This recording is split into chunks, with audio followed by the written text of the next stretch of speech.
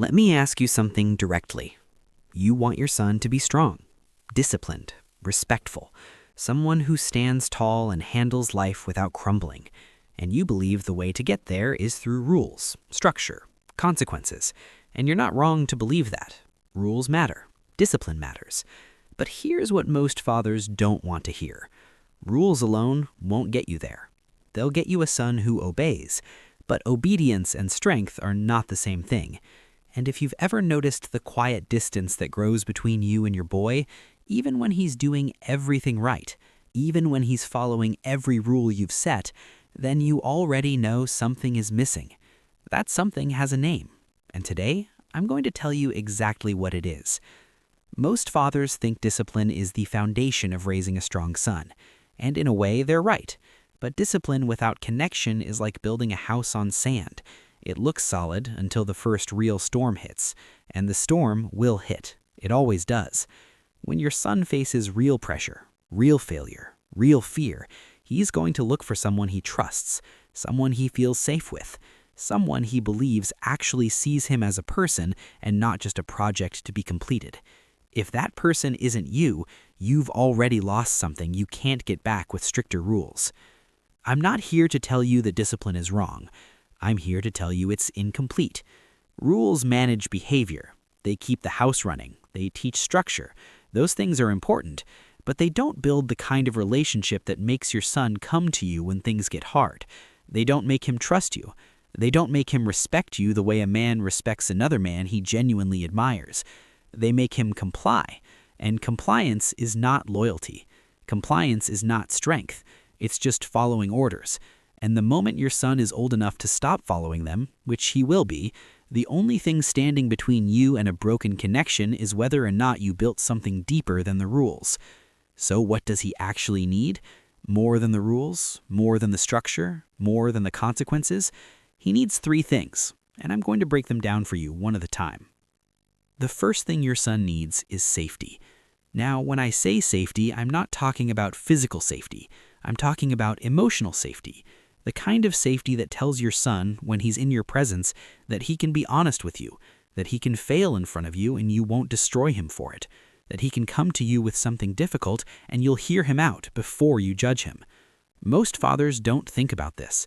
They think safety means providing, protecting, making sure nothing bad happens to their family. And yes, that matters, but there's another layer to it, and it's the layer most men were never taught. When your son doesn't feel emotionally safe with you, he learns one thing very quickly. He learns to hide. Not because he's being rebellious, not because he doesn't care about your rules, but because he's learned that showing you who he really is, showing you his doubts, his fears, his mistakes, leads to correction. And correction, when it's the only response, starts to feel like punishment, even when it's not meant that way. Think about it. Your son comes home and tells you he got in trouble at school. What happens next? If the first thing out of your mouth is a reprimand, if the conversation immediately becomes about what he did wrong and what the consequence is, he's learned something. He's learned that coming to you with bad news results in pain, and the next time something goes wrong, he won't tell you. Not because he's disrespecting you, because he's protecting himself. That's what happens when safety is missing. Silence, distance, a son who looks fine on the outside but is carrying things on the inside that he'll never bring to you. And by the time you notice, the gap is already wide. Safety doesn't mean letting everything slide. It doesn't mean there are no consequences. It means your son knows that when he comes to you, even with something difficult, he will not be destroyed. He will be heard. And after he's heard, then you guide him. The order matters. Hearing first, correcting second. Most fathers reverse that, and it costs them more than they realize. The second thing your son needs is attention. Not supervision. Attention. There's a difference. Supervision is watching what he does, making sure he's on track, checking his grades, checking his behavior, correcting him when he steps out of line. That's management, and it's necessary, but it's not attention. Real attention is when your son says something and you actually listen, not to find the problem, not to fix it, not to redirect the conversation toward a lesson. You just listen. You take in what he's saying. You let him know that what he's thinking and feeling matters enough for you to sit with it. Most men were never taught to do this. We were taught to fix things. Something's broken, you fix it. Someone's struggling, you offer a solution. That's how we were raised, and there's nothing wrong with that instinct. It's a strong instinct. But when you apply it to every single conversation with your son, when every interaction becomes a teaching moment, he stops talking.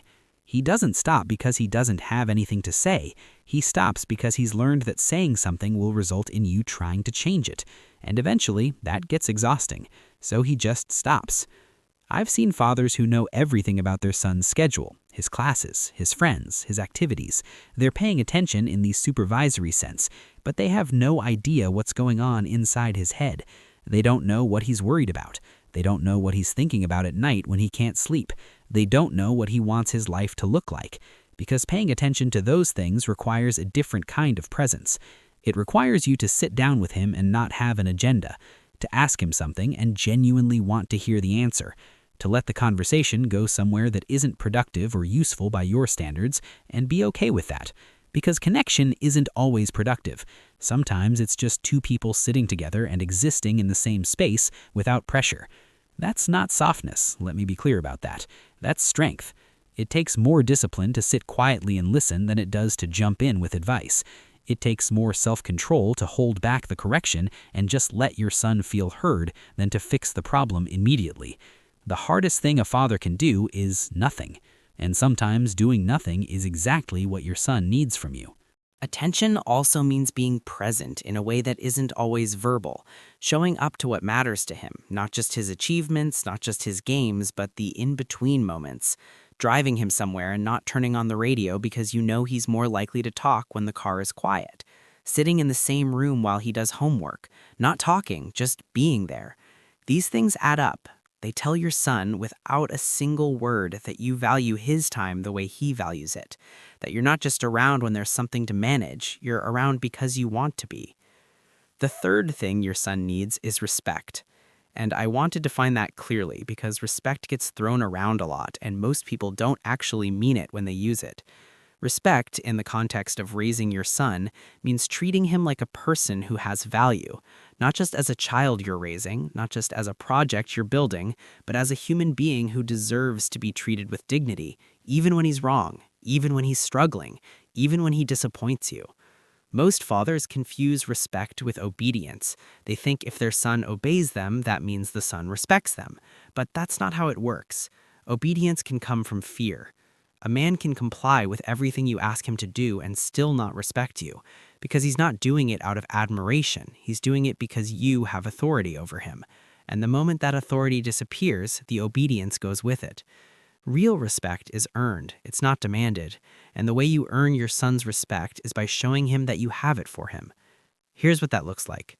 Your son makes a mistake, a real one, something that has a consequence. You don't belittle him for it. You don't remind him of every other mistake he's ever made. You don't make him feel small. You address the mistake directly. You explain why it matters, and then you move on. You don't drag it out. You don't bring it up again in future arguments. You let it be what it was, a mistake, not a definition of who he is. That takes discipline. Real discipline, because the temptation when your son fails is to make sure he feels the weight of it, to make sure he understands that what he did was unacceptable. And there's a place for that, but there's a line. And when you cross it, when the correction becomes something that makes your son feel like he is the failure rather than just having failed, you've stopped teaching him. You've started breaking him down. Respect also means acknowledging when your son does something right. Not just the big things, not just the achievements that impress other people. The small things, the quiet things, the times he made a good decision and nobody noticed, the times he handled something difficult without falling apart. When you notice those things and you tell him you noticed, it does something that rules never can. It tells him you see him, the real him, not just the version that's following your instructions. And here's what happens when a son grows up being respected consistently. He develops self-respect. He starts to see himself the way you see him, not as someone who's constantly falling short, but as someone who's capable, someone who matters, someone who can be trusted. And a man who has genuine self-respect carries himself differently in the world. He doesn't need to tear others down. He doesn't need to prove himself through aggression or recklessness. He's already solid inside. And that's the kind of strength every father actually wants for his son. Now, here's where it all comes together. Safety, attention, and respect aren't three separate things you practice on different days. They're one philosophy. They're the foundation of how you lead your family. And when all three are present, something shifts. The rules don't disappear, the structure doesn't disappear, the expectations don't disappear, but they land differently. Instead of feeling like a cage, they feel like a framework. Instead of feeling like punishment, they feel like guidance. Your son starts to understand that you're not trying to control him, you're trying to prepare him. And there's a massive difference between those two things. One creates resentment, the other creates loyalty. Discipline guided by safety, attention, and respect isn't soft, it isn't weak, it isn't letting your son get away with everything. It's the most demanding version of fatherhood there is, because it requires you to be present in a way that goes beyond authority. It requires you to pay attention to who your son is, not just what he does. It requires you to care about his inner life as much as you care about his outer behavior. And it requires you to check yourself consistently to make sure the way you're leading is building something, not tearing it down. Most men were never taught this. We were taught to be tough, to provide, to command, and those things have real value, but they're not the whole picture. The whole picture includes the quieter things, the things that don't look impressive to other men but matter more than anything when your son is 25 and has to decide whether to call you when his life falls apart or handle it completely alone. I'm not asking you to change who you are. I'm not asking you to become someone you're not comfortable being. I'm asking you to add something, to take the discipline you already have, the standards you already hold, the structure you already provide, and build on top of it. Build safety, build real attention, build respect that goes both directions. Because here's the truth that most fathers don't want to face.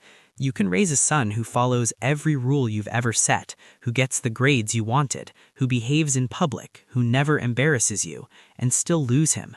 Not because he stopped caring, but because he never felt safe enough to show you that he did. And the reverse is also true. You can raise a son who makes mistakes, who doesn't always get it right, who struggles with things you wish he wouldn't, and still have him, because he knows that no matter what happens, you're not going anywhere. Not because the rules say so, but because you've shown him over and over that he matters to you beyond what he produces. That's what strong sons are actually made of. Not obedience, not compliance, not fear of consequences. Trust. Real, earned, built over time trust. The kind that only comes when a son looks at his father and thinks, he sees me, he hears me, and he's not going anywhere. So if you're watching this and you've been parenting the way you were taught, the way most men were taught, rules first, consequences always, emotion is weakness, I want you to hear this clearly. You're not a bad father. You're not broken. You're not doing it all wrong. You're doing it the way you were shown. But there's more to it, and you already know that. You wouldn't be here if you didn't. The fact that you're willing to listen, willing to consider that there might be something beyond the rule book, that already tells me the kind of father you want to be, and that matters more than you think. Your son doesn't need you to be perfect. He doesn't need you to have it all figured out. He needs to know that you're paying attention, that you see him, that you value him as a person, not just as a responsibility, that when life gets hard, and it will get hard, you're someone he can come to, not just for answers, but for safety. Give him that, alongside the discipline, alongside the structure, alongside every standard you hold. Give him safety. Give him real attention. Give him respect, and you won't just raise a strong son. You'll raise a son who stays.